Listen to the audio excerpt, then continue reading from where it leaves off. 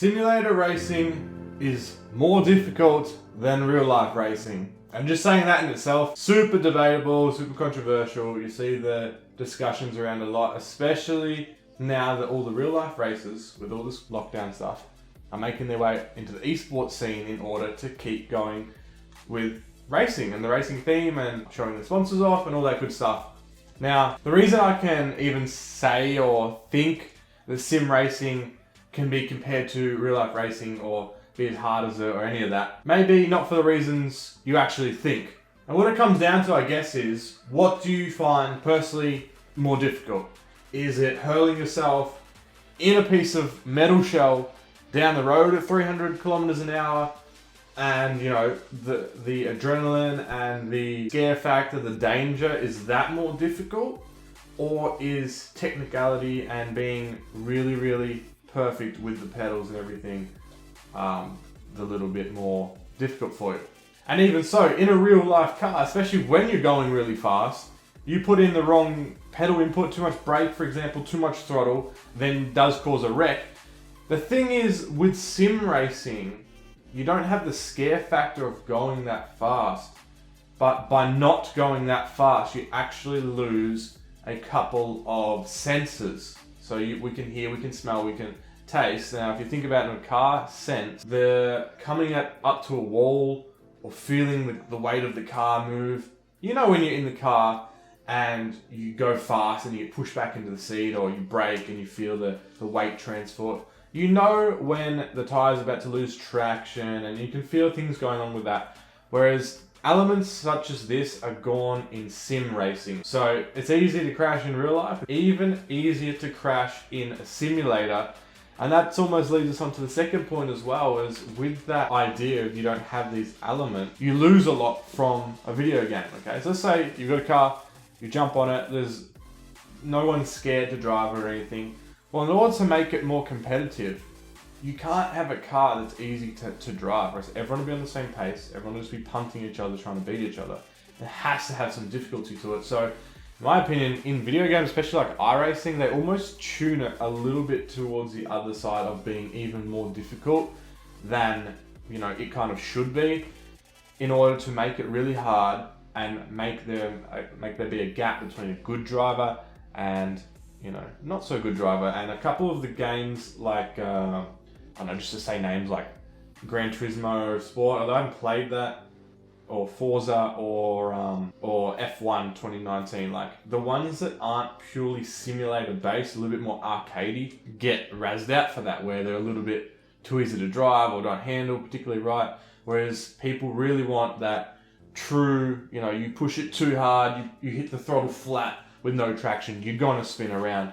And Iracing, for example, is really crucial with that, and it will really punish you heavily. So watch Bryce forward here. Watch him soar into the air. So Heimgartner got airtime, and this is Bryce. Bang! Pirouette lands. As well as some of these other games, if you turn off all the assistance, you can really bin it super easy. But it's almost like too easy. So if you've been in a really fast car, which I'm sure a lot of you have an idea of what it feels like, okay? So I've been in a 600 horsepower, was only tuned about 520 at the time. 600 horsepower, turboed car, so with quite a, you know, decent turbo on it. And it was straight six, so the boost kicked in all of a sudden.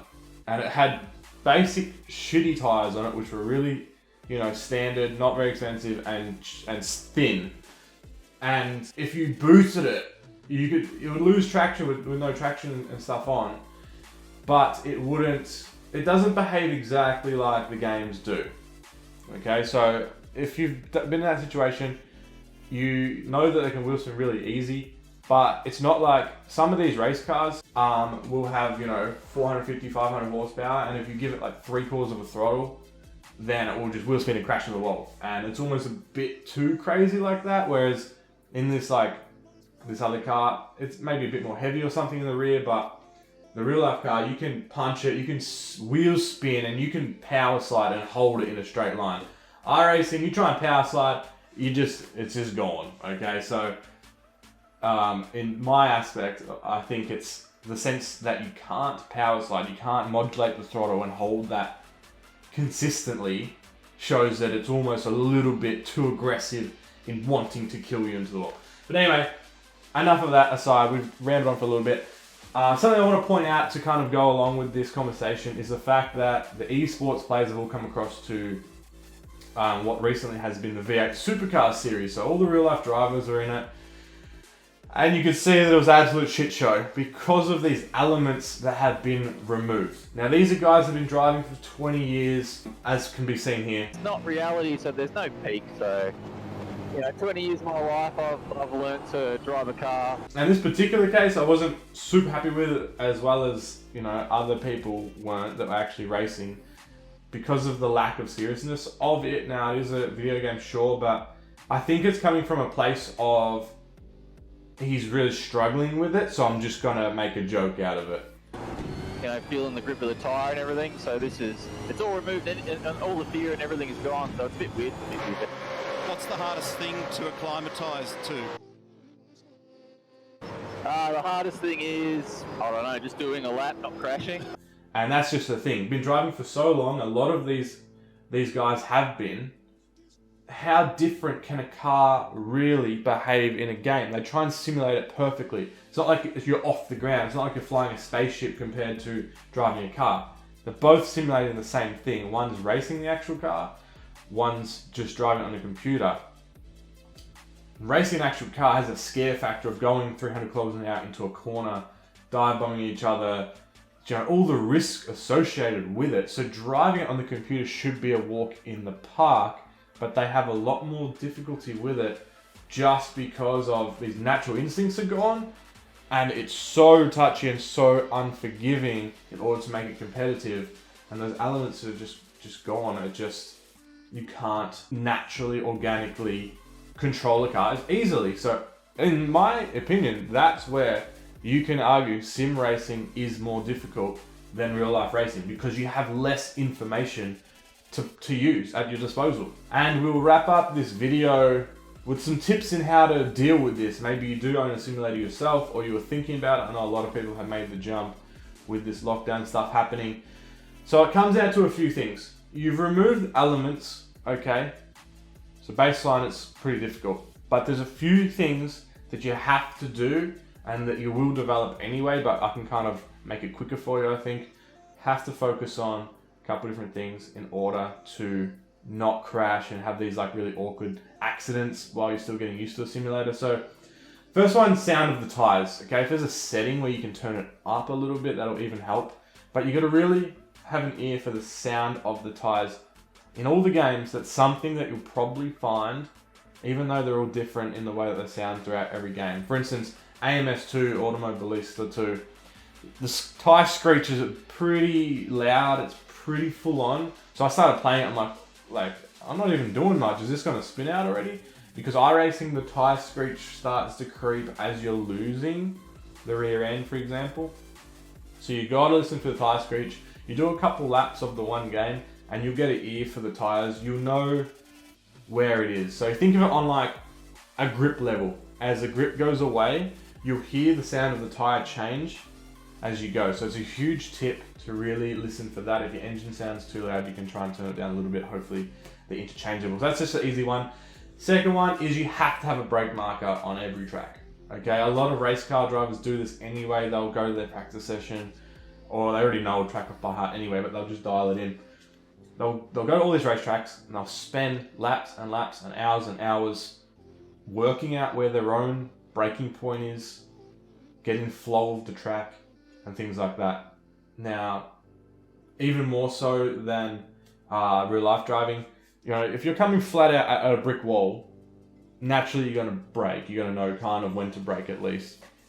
You're not going to have that until you develop it, which is a little bit different in the simulator. So naturally I can kind of guess when to brake now in a video game because I'm used to how quickly it takes to get to a certain point, because I don't have any of the visual things like a real race car. But moral of the story is you have to have braking point. Okay, so whenever you're going to do a race, you need to join early or a track, and the first couple laps until you remember it, you're going to drive around, slowly and kind of, okay, braking point's probably at marker 2, next corner, you'll probably have to brake around that tree. You do a lap like that, and you slowly pick it up. You probably still will you'll probably have a crash even in the warm-up of trying to learn a track, because you'll forget what corner you're up to, and naturally you can't see how quickly you're coming to a corner, or you can't feel that you might be in danger coming in too quick here. So you just have to go off the braking markers. Huge, huge. Every single track has a braking marker, and especially a really super tip is when you're in a race, so that you don't wreck anyone, everyone will have these inbuilt braking markers, right? And then they get up in a racetrack and there's 30 cars on the grid, and they go pinning down in the first corner, and they're looking at their brake marker, and it's like, yeah, there it is. And bang, before you can even hit it, straight up someone's ass, there's a massive wreck. Because what happens is everyone staggers, right? So you're on cold tyres, you need to slow down sooner than you normally would. It makes a chain reaction and it flows back. So whatever your brake marker is on that first lap, you gotta... So if you brake at number 3, okay? For example, I don't know, Monza. Monza's always the one that kills everyone. To the right. Damage to Todd Hazelwood's rear as well. Then they get to turn 1. Scotty McLaughlin looks like he's in trouble just for getting on 2 wheels. Monza first corner, sometimes you can get away with braking at 150 or 200 in a lot of cars, off 6th gear, right down into the really, really sharp chicane, which is just a recipe for disaster whoever made that track. Bang, bang, crash, everything. Wings missing. Looking forward. There's a massive amount of metalwork cuddling going on through there. And so if you brake at 200, you know that first lap, you're looking at the 300 when you're on the brakes, okay? So just naturally, you just shift your brake marker back. Or naturally, you actively look to shift it back, okay? So brake markers, number 2, and that's huge. And then the third one is a little bit unfortunate, but the better equipment you have, the more you'll feel, but there is a way around this kind of. So I've got a Thrustmaster TX. If I had a direct drive $2,000 wheel, I'm gonna feel more through the steering wheel as well as the game sound, and then I'm going to have a little bit more control over what the car is doing and more information back to me, which is what the problem is with simulator racing, is you're lacking this information, okay? So better quality wheel will do that, but a lot of video games these days, a lot of the games will have settings that you can change. So you can turn low wheel boost up, you can turn the gain up, you can make it feel real heavy, or have a lot of information coming through.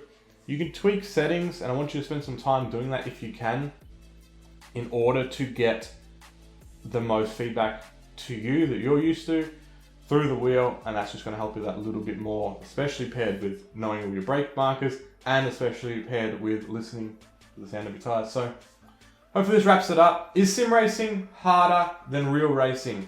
My answer is yes, because you don't have as much information. And I'm not saying that to take away from a racing driver at all. It's super ballsy to go flying down track at 300 kilometers an hour, and that is no small feat. I really want to get into a racing car as well, but off a technical standpoint, is sim racing difficult? Yeah, it's really difficult. You don't have the information. I think they tune it to be a bit harder than it should be, so that there's a more, like, a good player is a really good player, and he's not just getting swamped by little guys that can just, or people that aren't very quick, but because the game's so easy, they can just stomp the throttle and it's all fine. So I think it's really difficult in that sense. Not taking away anything from a racing driver. I really want to get into that position where I can get on a grid, on a racetrack, and who knows, one day when I can make it happen, hopefully, maybe this will help out in the long run, because I would have learned all the braking markers on the game, which might be a little bit different, but still. And I'll be listening for tyre sound as well as feeling it, and it can all pair together nicely. So thanks for watching, guys. I will see you next time. It's not reality. 20 years of my life I've learned to drive a car